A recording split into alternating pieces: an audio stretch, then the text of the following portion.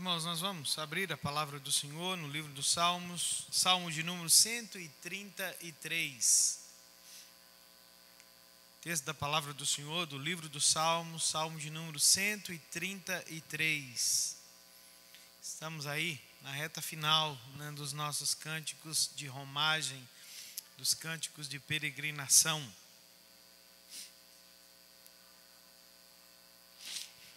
Salmo 133.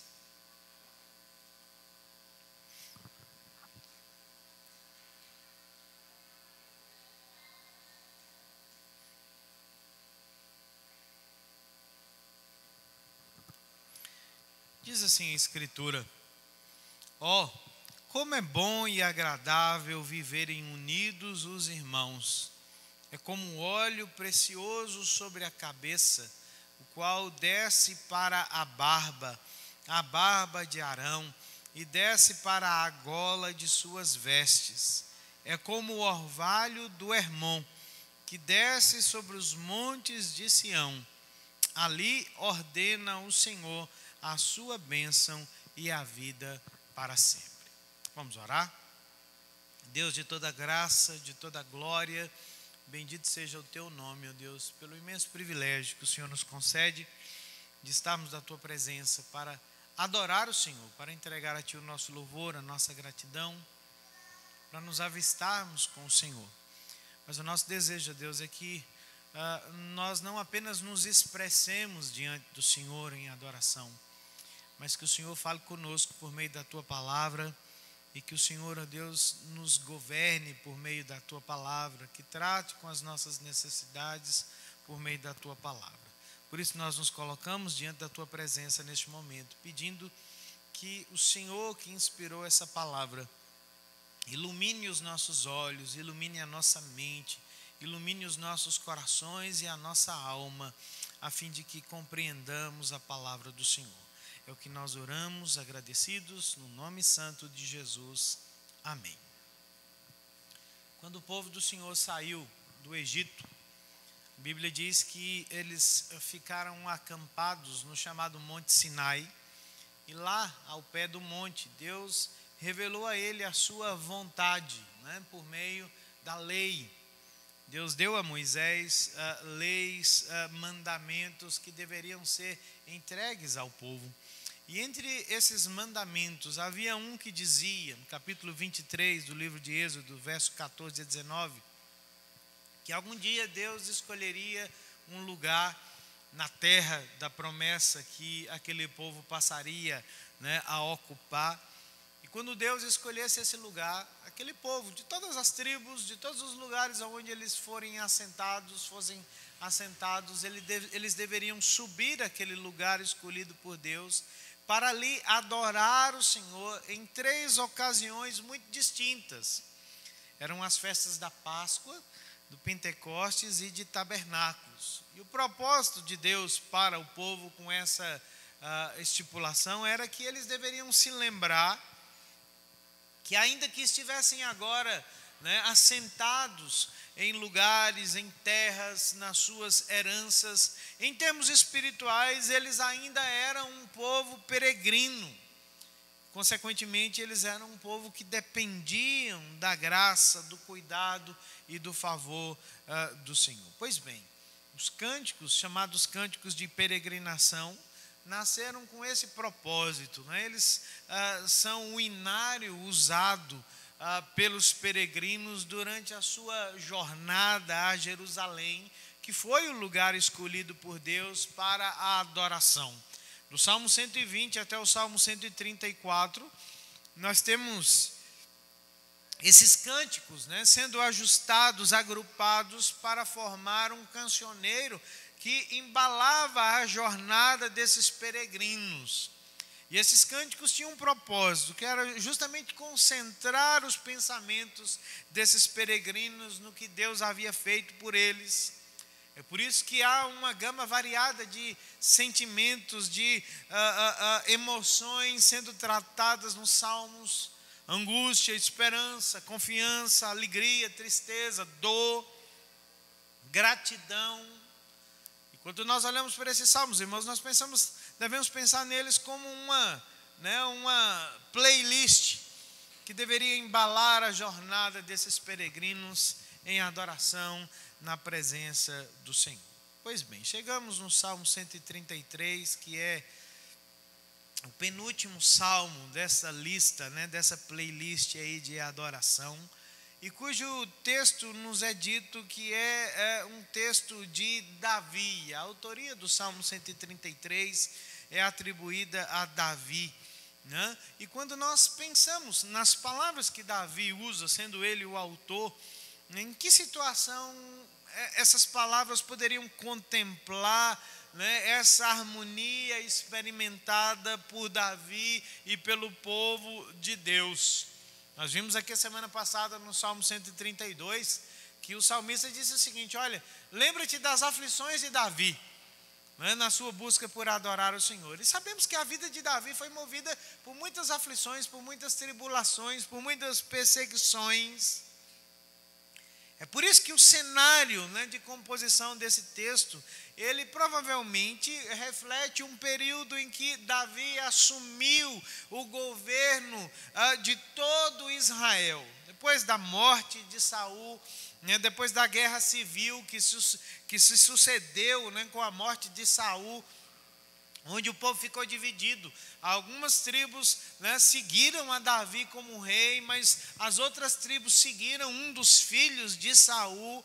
E durante aquele período ali foi um período de desunião completa. Mas não é só aquele período ali da vida de Davi. Quando a gente olha para algo mais anterior a isso, o período dos juízes, quando o povo do Senhor entrou na terra prometida, lendo o livro dos Juízes, nós nos deparamos com uma frase que marca a vida daquele período e daquele povo. Naquele tempo não havia rei em Israel e cada um fazia o que queria. Cada um fazia aquilo que achava mais justo, aquilo que achava mais coerente com a sua vida. Pois bem, além disso, não havia também um lugar central, como eu disse, de adoração ao Senhor para trazer essa unidade ao povo do Senhor. Nem tão pouco Saul, quando foi rei, nós vimos aqui, não havia preocupação com a arca, não havia preocupação com a adoração ao Senhor. Saul não unificou o povo do Senhor. Mas quando Saul sai de cena e a guerra civil acaba, quando Davi é coroado rei sobre todo Israel, irmãos, aquele é um tempo precioso na vida do povo do Senhor, porque Davi não é apenas entronizado como rei do povo unido de Deus, mas Jerusalém também é reconhecida como o lugar escolhido por Deus para a adoração do seu nome. E o povo, debaixo desse governo, dessa liderança de Davi, na adoração ao Senhor na cidade de Jerusalém, nós percebemos que o povo de Israel prosperou em todos os sentidos. Quando nós olhamos o reinado de Davi, eles aumentaram o seu território, eles conquistaram seus inimigos, eles experimentaram uma prosperidade material e espiritual sem precedentes. O culto ao Senhor se estabeleceu plenamente na vida do povo. Davi conduziu o povo do Senhor em uma era dourada. E quando ele passa o reino unificado a Salomão, aquele povo experimenta o melhor dos tempos na sua vida. É por isso que provavelmente o Salmo 133 foi escrito para comemorar essa era dourada na vida do povo do Senhor, debaixo do governo de Davi, com uma comunhão plena, não apenas entre Deus e o seu povo, mas uma fraternidade entre todas as tribos do povo do Senhor. E Davi então está expressando a sua alegria por essa unidade do povo, quando ele chama irmãos.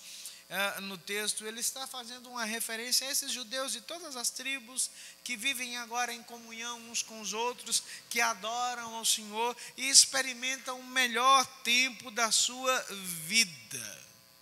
Eles tinham agora um rei que trazia identidade para eles. Eles tinham uma unidade de propósito na adoração ao Senhor. Não havia guerras, viviam em paz, experimentavam uma bênção sem precedentes, né, de todas as formas na sua vida material e vida espiritual. Pois bem, esse mesmo texto de Davi foi escolhido por quem arranjou os salmos peregrinos, né, os salmos cânticos de romagem, para também contemplar um período na vida da adoração do povo do Senhor. Porque esses peregrinos que subiam a Jerusalém depois de Davi, estavam considerando isso, né, a beleza da bênção de viverem debaixo de um governo que tipificava o governo de Deus, de uma unidade como povo do Senhor, para cumprir o propósito do Senhor. Então, contemplar esse salmo, irmãos, é contemplar essa condição. E nós vamos destrinchar um pouquinho aquilo que Davi está dizendo sobre essa bênção da comunhão, da unidade do povo do Senhor. A primeira coisa que nós temos aqui é o privilégio, né, de fazer parte do povo unido do Senhor. Olha o verso de número 1 no Salmo 133. Ele diz assim: como é bom e agradável, o quê? Viverem unidos os irmãos.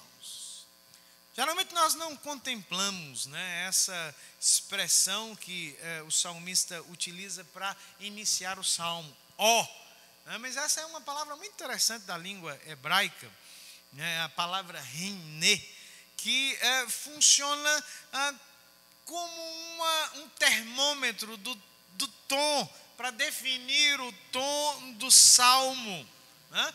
Nós vimos isso no Salmo 133 e vamos ver também no Salmo 134, né, no final desse cancioneiro. Mas ela é uma exclamação, né, e na língua hebraica ela é conhecida como uma partícula demonstrativa. Qual é o propósito disso? Expressar aquilo que é importante, né? Chamar a atenção, direcionar a atenção, os pensamentos de forma focada dos leitores para aquilo que é o assunto, o tema a ser tratado. E sabe qual é o assunto que a partícula está chamando a nossa atenção? A unidade. Ele diz assim: olha, que bom e agradável é viverem unidos os irmãos. Todo o assunto do Salmo está sendo tratado aqui nesse primeiro versículo. A atenção está sendo chamada, né, para os nossos olhos. O salmista está aqui expressando um suspiro de alívio, uma oração de gratidão, um apelo gentil aos irmãos mencionados no texto para admirar essa bênção que é a unidade, para celebrar a bênção da unidade, mas também para, de alguma forma, cuidar dessa bênção chamada a unidade do povo do Senhor. É como se ele estivesse dizendo para nós assim: olha, irmãos, aqui está uma maravilha raramente experimentada, uma bênção que vale a pena ser preservada, um benefício para nós que não tem perigo, que não tem desvantagem.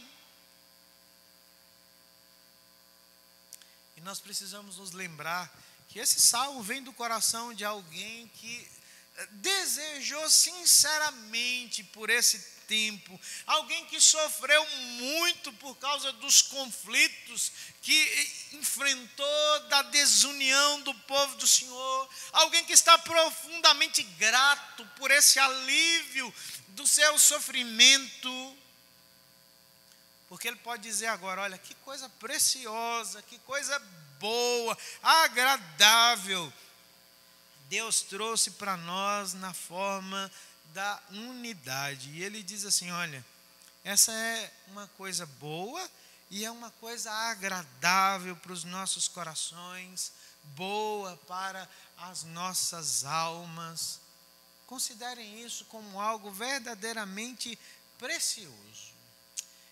As palavras de Davi, elas são intrigantes para nós, porque, vamos pensar, ele diz assim, é bom e o quê? Agradável. Irmãos, existem coisas que são boas, mas não são agradáveis. Vocês sabiam disso? Remédio. Remédio é uma coisa boa, mas remédio não é uma coisa agradável. Mas existem coisas que são agradáveis, mas que não são boas. Sabiam disso? O Heitor não está aqui não, do Juninho e da Juliana, mas eu brinco sempre com o Heitor. Quando ele era menorzinho, um dia ele veio comigo de Passos lá na viagem, e ele vinha deslumbrado com algo que ele experimentou na vida dele. Batata gordurosa. Batata com bacon. E ele vinha falando assim, pastor, mas batata gordurosa é uma coisa boa. E é claro que eu concordei com o Heitor, né? Porque não tem coisa melhor do que batata com bacon, né? Uma batata frita. Se lá em casa se deixar a Sara, ela só come batata frita de manhã, de tarde, de noite e de madrugada, se ela acordar. Mas vamos considerar, gente. Batata frita, como todas as frituras de forma geral, são coisas agradáveis, mas não são coisas boas. Mas Davi está dizendo aqui que a unidade, ela é uma coisa boa e é uma coisa o quê? Agradável. Ele está qualificando isso. A palavra utilizada por ele para bom, para boa, né? É alguma coisa formosa, magnífica, preciosa, que traz benefícios coletivos, que traz benefícios individuais. Quando ele diz que aquilo é agradável, né, ele está qualificando como alguma coisa prazerosa, alguma coisa que traz alegria, que traz completude, que traz segurança. Alguém já disse que depois da comunhão com Deus, não existe nada mais agradável do que nós mantermos comunhão uns com os outros. Por que a comunhão, que a unidade é alguma coisa boa e agradável? Irmãos, porque Deus usa esta comunhão, essa unidade, esse companheirismo da jornada para incentivar os desanimados, para restabelecer aqueles que estão fracos, para desafiar aqueles que estão desatentos, para animar os aflitos, para orientar os confusos, para revigorar os exaustos. Deus usa a unidade, Deus usa a comunhão, né, para transmitir graça às nossas almas quando nós nos achamos cansados de viajar. É por isso que Davi diz que é algo maravilhoso, é algo precioso, mas é algo também difícil. Você já fez uma viagem de férias com amigos e com parentes? É uma coisa boa a gente viajar de férias, né? Se não fosse os parentes e os amigos. Por quê? Porque a gente começa a conhecer as pessoas quando nós estamos juntos. Cenário bonito, né? Tudo agradável, corre o risco do convívio uns com os outros. É muito difícil manter comunhão uns com os outros. Sabe por quê? Porque nós somos pecadores. A comunhão é uma bênção, a unidade é uma bênção, é uma coisa agradável, é uma coisa boa. É uma coisa maravilhosa, mas é uma coisa difícil por causa do pecado. E Davi está dizendo justamente isso. Olha, considerem a bênção que é estarmos unidos, né? Mas cuidado com essa unidade, vamos preservar essa unidade. O apóstolo Paulo, escrevendo aos Efésios capítulo 4, verso de número 3, diz assim, que o nosso chamado dado por Deus é para nós nos esforçarmos para preservar a unidade do Espírito no vínculo da paz. Comunhão é algo precioso, é algo bom, é algo agradável, mas é algo frágil por nossa causa.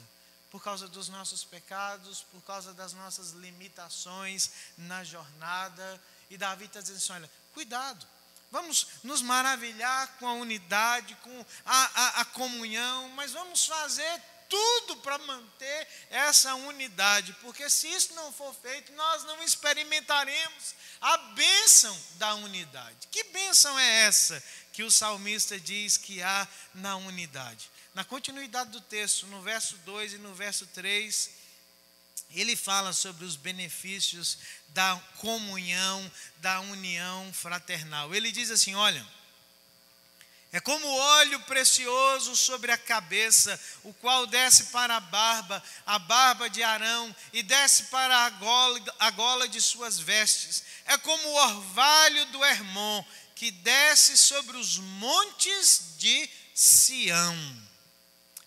Davi utiliza duas ilustrações, irmãos, para confirmar aquilo que havia dito, né, como assunto principal do Salmo, que é sobre a preciosidade da comunhão, a preciosidade da unidade. Ele tem duas imagens para retratar a bênção de Deus sobre a nossa comunhão, sobre a nossa unidade. A primeira delas, o óleo que desce sobre a cabeça do sumo sacerdote Arão. Vamos pensar nisso. Parece algo tão estranho para nós, né? Essa imagem de um homem embebido em um óleo, né, que desce da sua cabeça e que passa pela barba e que corre pela roupa, que começa aqui no colarinho e vai terminar lá nos pés. É algo estranho para nós, né, tão distantes dessa cultura bíblica. Mas é uma ilustração teológica e histórica da bênção de Deus sobre a vida do seu povo. Nós conhecemos o óleo, no uso bíblico, como algo precioso, algo caro, como algo medicinal na Bíblia. Mas esse óleo aqui é um óleo especial. Lá em Êxodo capítulo 29, é dito pelo Senhor uma receita específica entregue a Moisés, com a combinação que deveria produzir o óleo, que só poderia ser utilizado com um propósito: ungir o sumo sacerdote e os seus filhos e as coisas que estavam relacionadas ao sumo sacerdócio na vida do povo do Senhor. Irmãos, aquela receita era tão preciosa que Deus diz o seguinte: que quem quer que no meio do povo se atrevesse a misturar aqueles elementos para usar aquele óleo fora do contexto sacerdotal, sabe o que é que deveria ser feito com essa pessoa? Morta. Não dava para piratear o óleo da unção sacerdotal, porque ela tinha um propósito distinto.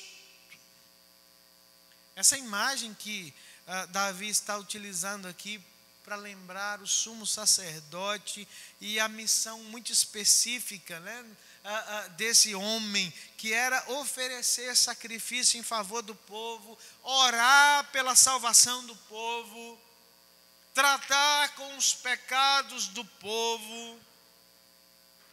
E aquela imagem do sacerdote, que era alguém que vestia uma roupa específica, que carregava um peitoral com as pedras que continham os nomes das 12 tribos do povo do Senhor. Então pense bem, quando esse óleo que derrama-se sobre a cabeça de Arão, ele escorria pela sua roupa e também pelo peitoral que simbolizava as 12 tribos do povo do Senhor. É como se ele estivesse dizendo: olha, essa figura é a figura da bênção maior sobre a vida do povo. Não há bênção distinta ou separada desse ministério sacerdotal na vida do povo, porque esse sumo sacerdote era a pessoa central na ministração desse povo. Ele orava, ele oferecia sacrifícios pelo pecado. Nenhuma bênção viria sobre o povo de Israel a parte desse ministério do sumo sacerdote.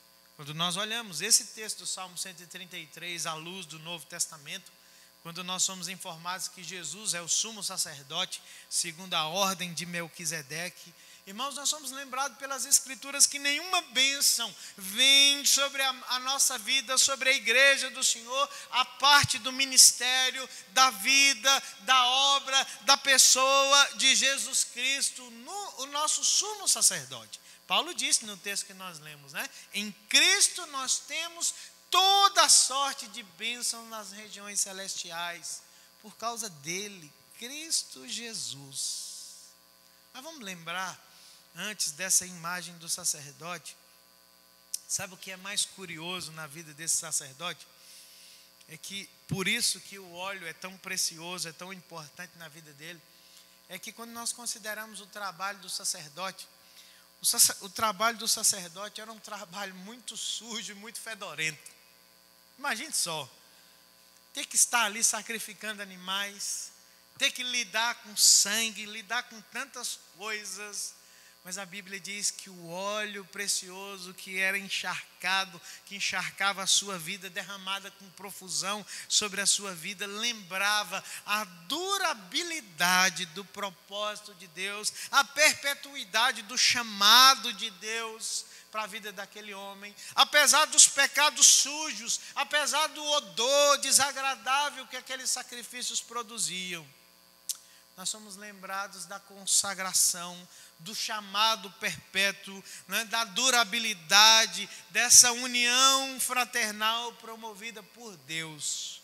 Nós somos um povo sacerdotal, que apesar dos nossos pecados, que apesar das nossas dificuldades, não podemos perder de vista que quando nós estamos unidos, nós exalamos esse bom perfume de Cristo Jesus e da obra de Cristo Jesus nas nossas vidas. Davi está falando sobre isso nessa primeira imagem, mas ele tem uma outra imagem para descrever a bênção do Senhor sobre a vida da união do seu povo. Ele diz assim, olha, não é só como o óleo sobre a cabeça do sacerdote, mas é também como o orvalho do Hermon, né, que desce sobre os montes de Sião.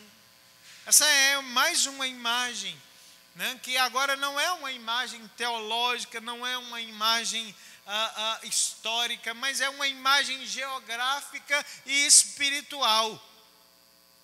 Davi está dizendo para nós, irmãos, que a bênção da comunhão é como o orvalho dos montes, do Monte Hermon sobre os montes de Sião. O Monte Hermon ficava no território de Israel, ao norte, já lá na fronteira com a Síria, com o Líbano. E ele era a montanha mais imponente, mais alta naquele cenário geográfico, mais de 2.700 metros. E a maior parte do tempo, né, maior parte do ano, o pico do Monte Hermon ficava coberto de neve. Aquela era uma visão impressionante, né? Porque também era uma visão muito propícia à vida, porque o orvalho do Monte Hermon é muito denso, ainda hoje, né? Passar uma noite ao pé do Monte Hermon é você acordar encharcado, né? Com aquele orvalho denso, os campos amanhecem encharcados, mas é dali que vem a vida. Mas sabe o que é mais estranho nessa figura que Davi utiliza aqui? É que ele diz que o orvalho do Hermon vem sobre o Monte Sião, mas Sião fica no sul, 200 quilômetros distantes do Monte Hermon, não tem nenhuma ligação, o orvalho do Hermon não vai para o Monte Sião, para Jerusalém. Mas, em contrapartida, Jerusalém é um lugar muito seco, porque está quase na margem do deserto ali. Sião é um lugar muito seco. É como se Davi estivesse dizendo o seguinte, olha, sabe o que é experimentar a comunhão como parte do povo de Deus? Sabe o que é ter a presença de Deus sobre nós? É algo espiritual, porque quando nós estamos unidos como povo do Senhor, debaixo da adoração, é como se nós fôssemos transportados para um lugar aprazível, para o nosso lugar favorito na terra, para um lugar que exala vida. Não é à toa, irmãos, que a palavra do Senhor nos diz que nós que aqui estamos hoje, unidos em adoração na presença do Senhor, estamos aqui entregando a Ele o nosso louvor, mas existe um outro lugar onde nós estamos espiritualmente falando, né? O apóstolo Paulo diz que nós estamos nesse momento assentados nas regiões celestiais em Cristo Jesus, de onde nós recebemos o quê? Toda sorte de bênçãos espirituais. A comunhão com Deus, a comunhão uns com os outros em Cristo Jesus, nos transporta para lugares celestiais de bênção, para lugares de vida. É aqui que a frutificação da vida do povo do Senhor, ele acontece, porque se o símbolo do óleo é o símbolo da consagração da vida do povo do Senhor, o orvalho é o símbolo da frutificação da vida espiritual do povo do Senhor. Essas duas imagens, irmãos, apontando para a unidade, como uma bênção sagrada de Deus, criando um povo sacerdotal que deveria servir a Deus, apontando para um milagre feito por Deus de frutificação das nossas vidas espirituais. Davi está usando essas imagens para descrever a bênção do Senhor na vida do seu povo como alguma coisa que procede de Deus. Se você olhar o Salmo, você vai ver nas duas imagens do óleo que desce pela barba, que desce pela gola das vestes, que desce, né? E no orvalho do Hermon, que desce sobre os montes. Ele está dizendo para nós que a bênção que nós experimentamos como comunhão, como unidade, como aquilo que produz vida, como aquilo que produz consagração, é alguma coisa que você não pode produzir, que eu não posso produzir, mas é alguma coisa que vem da parte de Deus para nós em Cristo Jesus, por causa da nossa redenção nele. Nós não podemos produzir comunhão, unidade, mas por incrível que pareça, nós podemos estragar a unidade, nós podemos atrapalhar a unidade. É por isso que Davi conclui o Salmo, né, no verso 3, na parte final, dizendo o seguinte: ali ordena o Senhor a sua bênção e a vida para sempre. Ali onde? Em Sião, onde Deus escolheu aquele lugar para habitar o seu nome, onde o trono do rei, do líder escolhido por Deus está levantado. Davi diz que é dali que procede a bênção e procede a vida sobre o povo do Senhor para sempre. Mas é curioso que quando nós pensamos nesse texto, como essa unidade descrita por Davi durou pouco, né? Porque Davi morreu, entregou esse reino pronto para Salomão. Salomão experimentou as benesses desse reino unido. Mas a Bíblia diz que depois que o filho de Salomão subiu ao trono, o reino de Deus, do povo de Deus, arrachou. A unidade aparentemente fracassou. Parece que o salmo fica sem sentido, que o salmo fica sem propósito. Mas não, irmãos. O que o salmista está chamando a nossa atenção é para uma unidade que só pode ser experimentada à luz da presença de Deus. Deus é um Deus relacional. Deus nos criou como seres relacionais. Mas nós aprendemos que o pecado afetou tudo isso. O nosso relacionamento com Deus, o nosso relacionamento uns com os outros. Mas a Bíblia diz que o Filho de Deus se manifestou para restaurar o nosso relacionamento com Deus e para restaurar o nosso relacionamento uns com os outros. E tudo que Cristo confiou ou comprou para nós na cruz do Calvário, flui até nós por meio da nossa união com Ele. A igreja é o verdadeiro povo do Senhor, que reflete a presença, a glória, a beleza, a santidade de Cristo. A nossa unidade vem dele. A nossa unidade não pode ser destruída, mas ela pode ser atrapalhada Por isso que Davi reconhece a necessidade de que essa unidade seja preservada. Mas nós só podemos conservar essa unidade quando nós nos lembramos de Sião, daquele que reina sobre tudo e sobre todos, daquele que nos consagrou a um propósito, que é ser uma nação sacerdotal que reflete a sua santidade na terra, daquele que nos chamou não apenas para frutificar, mas para ser expressão de vida na vida uns dos outros. Quero terminar a minha palavra com vocês nessa noite contando uma história que reflete o valor da comunhão para nós. É uma história de origem judaica que conta que um dia dois irmãos, um solteiro e um casado, resolveram se tornar sócios na compra de uma propriedade, onde eles intentavam produzir grãos. E eles se tornaram sócios. E eles decidiram que eles dividiriam a produção agrícola ao meio. Porém, um dia, o irmão solteiro pensou um pouco e conversou com a sua própria alma, com a sua mente, e disse assim: não é justo que essa divisão aconteça com o meu irmão dessa forma. Não é justo que nós dividamos a produção igualmente ao meio, porque a família dele é mais numerosa. Eu sou sozinho. E ele tem muitos na casa dele. Aí ele tomou uma resolução. Ele diz assim: todas as noites eu vou levar escondido um saco de grãos até o celeiro do meu irmão. Ele não sabia, mas lá do outro lado, o seu irmão casado pensou algo muito parecido.